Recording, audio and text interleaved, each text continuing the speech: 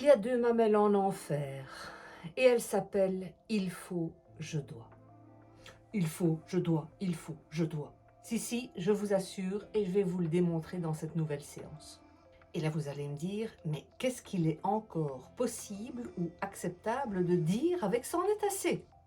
Plein de mots magnifiques, je vous rassure.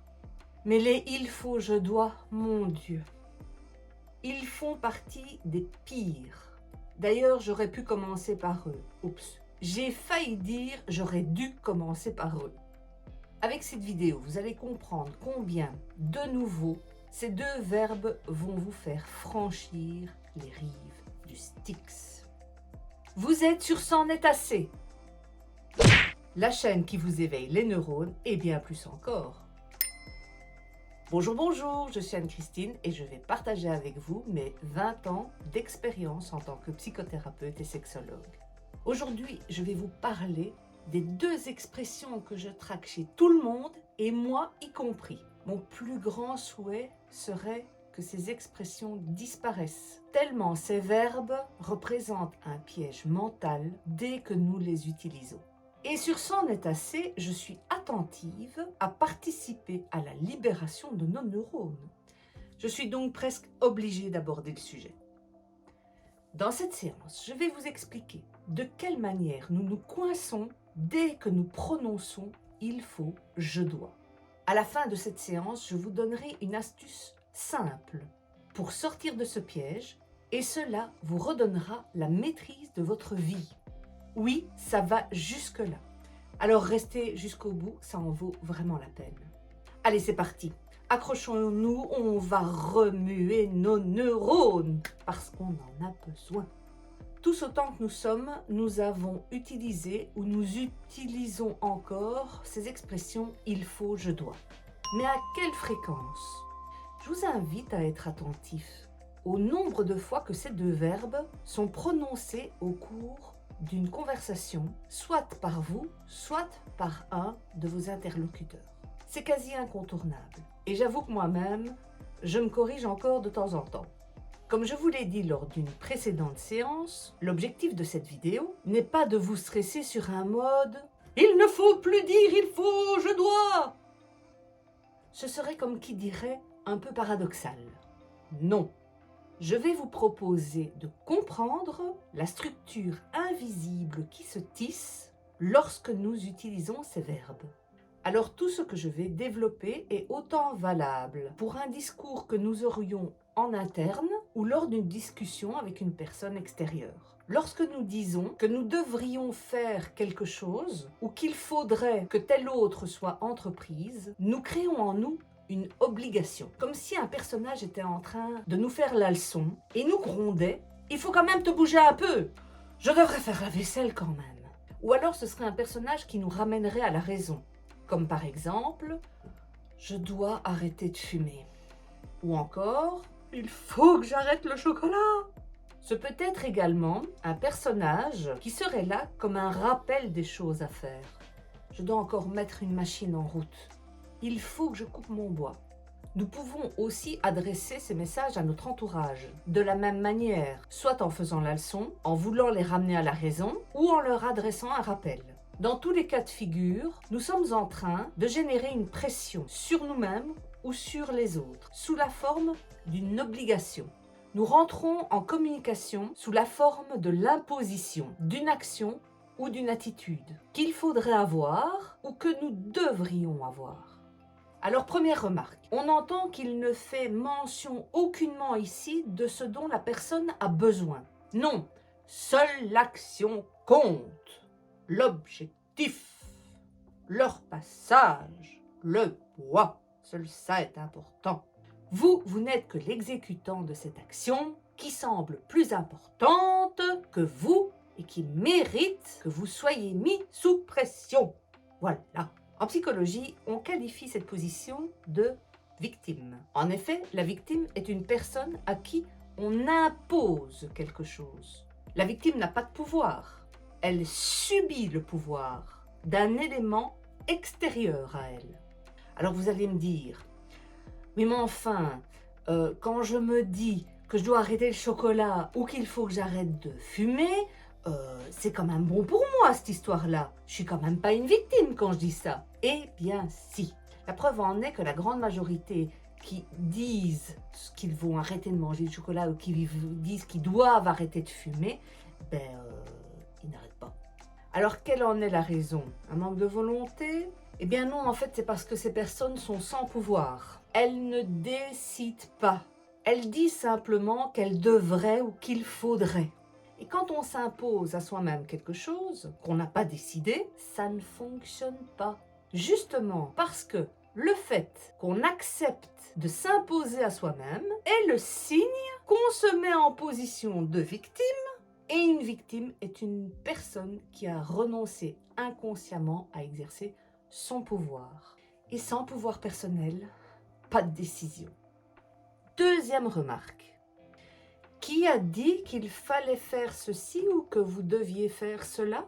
Alors les réponses possibles, notre voix intérieure, notre éducation, notre sens du respect, notre envie de bien faire. La plupart du temps, ces réponses sont issues d'une instance psychique que Freud a nommée l'idéal de soi. Alors je ne suis pas une grande fan de Freud, Tout d'abord parce qu'il n'a jamais accepté d'utiliser la psychanalyse sur lui-même.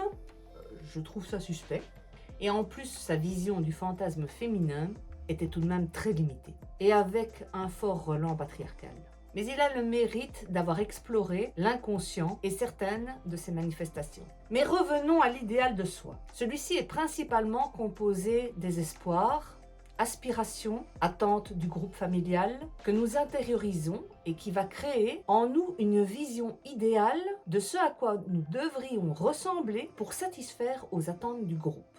Alors parfois ce groupe est réduit au père ou à la mère, selon que les relations sont plus intenses ou plus fragiles.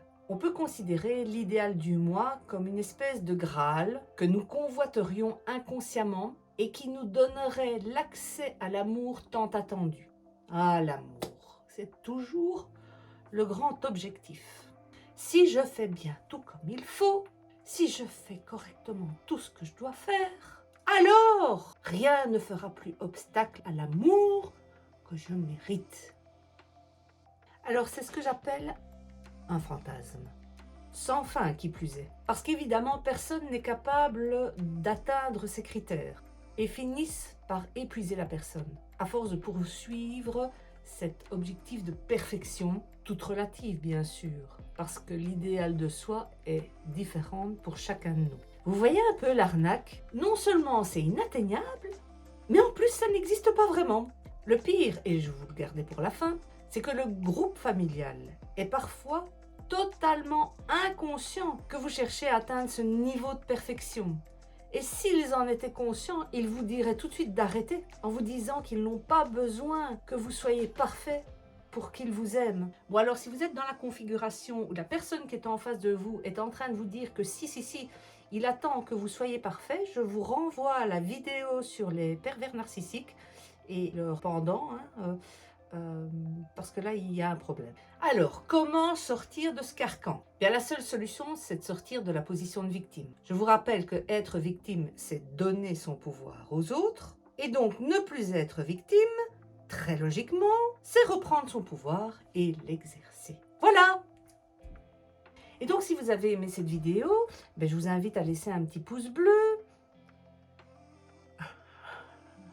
Non, rassurez-vous, je ne vais pas vous laisser comme ça. Ok, on reprend. De quelle manière cette reprise de pouvoir peut s'effectuer? Eh bien, je viens de le faire en posant la question, en utilisant le verbe pouvoir. C'était pas beau ça? Quoi? Comment? C'est juste ça? Eh oui, je vous invite vraiment à sentir la différence. Oh, je dois faire mon repassage. L'affirmation est chargée, lourde. Elle ne donne pas envie de se mettre en action. Parce qu'on sent l'obligation sous-jacente. Ah tiens, je pourrais faire mon repassage. Ici, on sent comme une invitation. Je formule une possibilité. Et qui dit possibilité, dit choix. Et qui va faire le choix? Moi.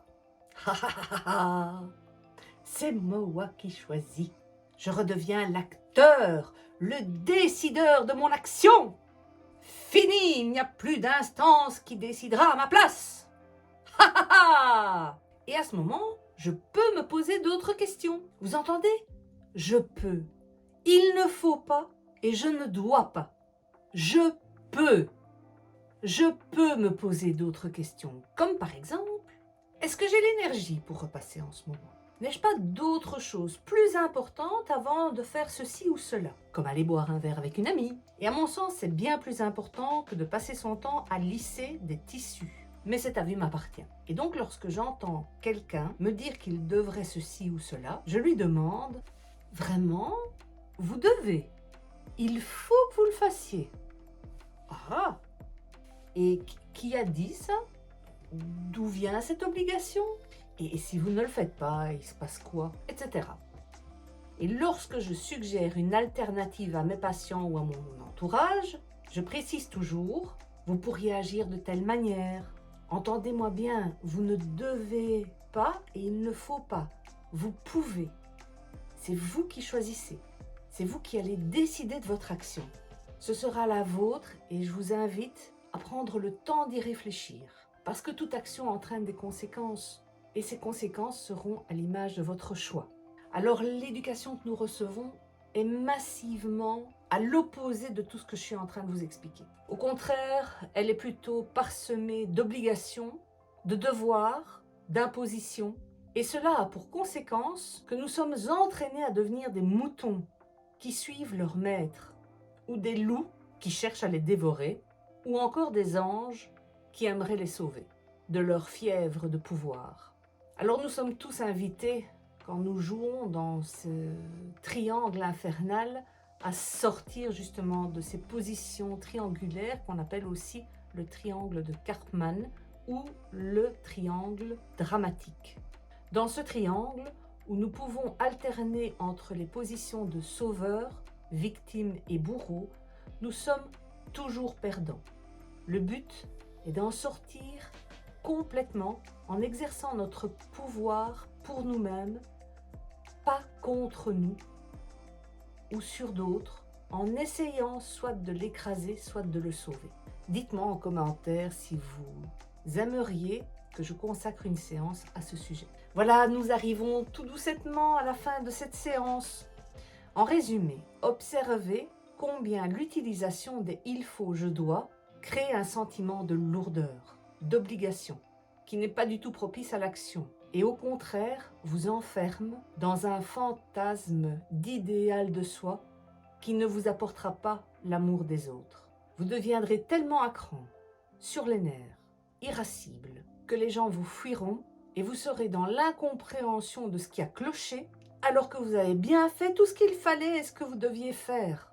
C'est une souffrance psychique et émotionnelle très importante et très répandue, et qui peut être évitée.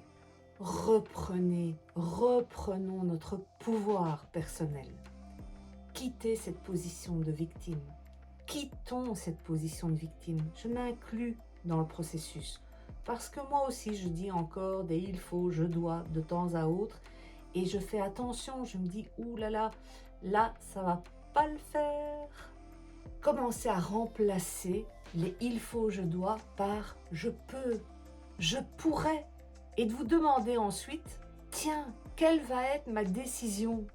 La mienne, pas quelque chose qui m'est imposé d'on ne sait où. J'espère que vous y arriverez et je vous invite vraiment à commenter cette vidéo pour partager vos observations avec la communauté. Si cette séance vous a plu, je vous serai infiniment reconnaissante de laisser un petit pouce bleu. Et comme vous allez avoir envie de continuer à réveiller vos neurones et bien d'autres choses encore, pensez à vous abonner. Je suis joignable par mail si vous souhaitez un suivi personnalisé. Je vous dis à très bientôt et surtout, prenez grand soin de vous.